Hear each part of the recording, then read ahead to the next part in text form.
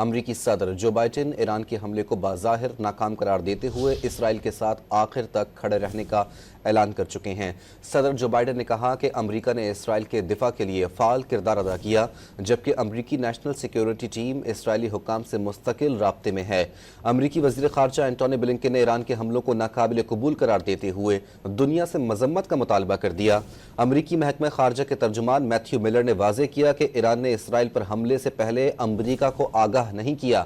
امریکی محکمہ دفاع پینٹاگون کی جانب سے بتایا گیا کہ امریکہ نے ایرانی میزائل گرانے میں اسرائیل کی مدد کی۔ صدر جو بائیڈن نے کہا کہ امریکہ نے اسرائیل کے دفاع کے لیے فعال کردار ادا کیا، جبکہ امریکی نیشنل سیکیورٹی ٹیم اسرائیلی حکام سے مستقل رابطے میں ہے۔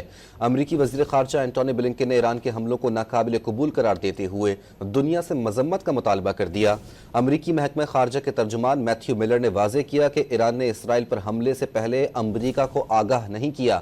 امریکی محکمہ دفاع پینٹاگون کی جانب سے بتایا گیا کہ امریکہ نے ایرانی میزائل گرانے میں اسرائیل کی مدد کی۔